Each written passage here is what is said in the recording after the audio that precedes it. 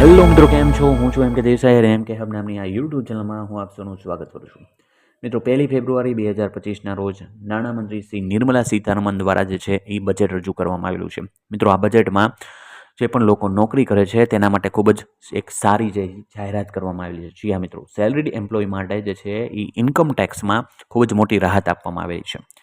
મિત્રો, વિડીયોને આગળ વધારતા પહેલાં જો હજી સુધી તમારા દ્વારા ચેનલને સબસ્ક્રાઇબ કરવાની બાકી હોય તો અવશ્ય સબસ્ક્રાઇબ કરી લો કે જેથી તમને આવનારા નવા વિડીયોની નોટિફિકેશન મળતી રહે. મિત્રો, આ બજેટમાં જે છે એ સેલરીડ એમ્પ્લોય માટે 12 લાખ સુધીની ઇન્કમને ઇન્કમ ટેક્સ ફ્રી જાહેરાત કરવામાં આવેલી છે. મિત્રો, બજેટ પહેલાં જે છે એ નવા ટેક્સ રિઝિમ મુજબ 7 લાખ સુધીની ઇન્કમ જે છે એ ઇન્કમ ટેક્સમાં તમને ફ્રી મળતી હતી, એટલે કે તેના ઉપર ઇન્કમ ટેક્સ લાગતો નહોતો. મિત્રો, આ બજેટમાં જે છે એ જાહેરાત કરવામાં આવેલી છે કે કોઈ પણ એમ્પ્લોયની સેલરીડ એમ્પ્લોયની વાર્ષિક આવક જો 12 લાખ સુધીની હોય તો 12 લાખ સુધીની રકમ પણ આ સેલરીડ એમ્પ્લોયે જે છે એ કોઈ ટેક્સ ચૂકવવાનો થતો નથી. પરંતુ આપણને પ્રશ્ન થાય તો 12 લાખ પછીની જે પણ ઇન્કમ હોય તો તેની ઉપર જે છે એ કઈ રીતે ટેક્સ ચૂકવવાનો થશે? મિત્રો, આપણે આ વિડીયોમાં ડિટેલમાં આ વસ્તુ જોવાના છીએ.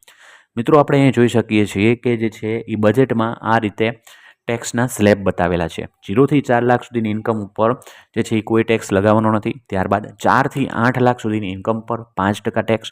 ત્યારબાદ 8 થી 12 લાખ સુધીની ઇન્કમ પર 10% ટેક્સ અને 12 થી 16 લાખ સુધીની ઇન્કમ ઉપર જે છે એ 15% જેટલો ટેક્સ જે છે અહીં આપણે જોઈ શકીએ છીએ. મિત્રો, આપણે પ્રશ્ન થાય કે જો આપણી ઇન્કમ જે છે એ 15 લાખ જેટલી હોય, એટલે કે કોઈ પણ સેલરી એમ્પ્લોયની ઇન્કમ યરલી જો 15 લાખ સુધીની હોય તો તેની જે છે એ ટેક્સ કઈ રીતે લાગશે? મિત્રો, અહીં આપણે આ ટેક્સ સ્લેબમાં જોવાના છીએ.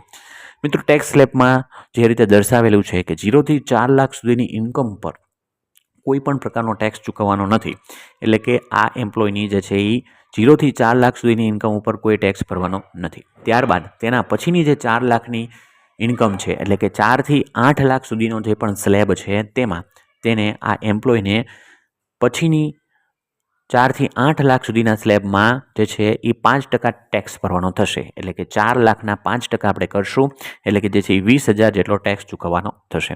ત્યાર પછીની જે છે આપણે ગણતરી જોઈએ તો કે 8 લાખથી લઈ અને 12 લાખ સુધીનો જે ટેક્સ સ્લેબ છે તેમાં જે છે એ 10% ટેક્સ ચૂકવવાનો થાય છે, એટલે કે પછીના જે 4 લાખ છે તેના 10% આપણે ગણીએ એટલે કે 40,000 રૂપિયા જે છે એ જેટલો ટેક્સ ચૂકવવાનો થશે.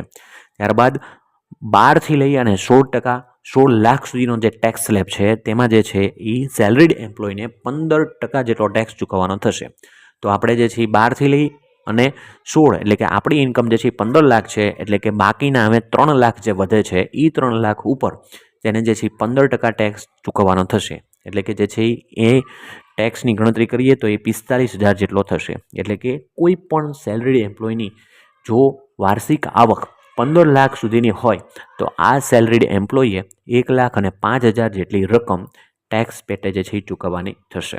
પરંતુ આ જ એમ્પ્લોય અથવા તો કોઈ એમ્પ્લોયની સેલરીડ એમ્પ્લોયની ઇન્કમ જો 11,90,000 હોય તો તેને કોઈ પણ ટેક્સ ચૂકવવાનો થતો નથી, એટલે કે 11,99,000 હોય તો પણ જે છે એ તેને કોઈ પણ ટેક્સ ચૂકવવાનો થતો નથી.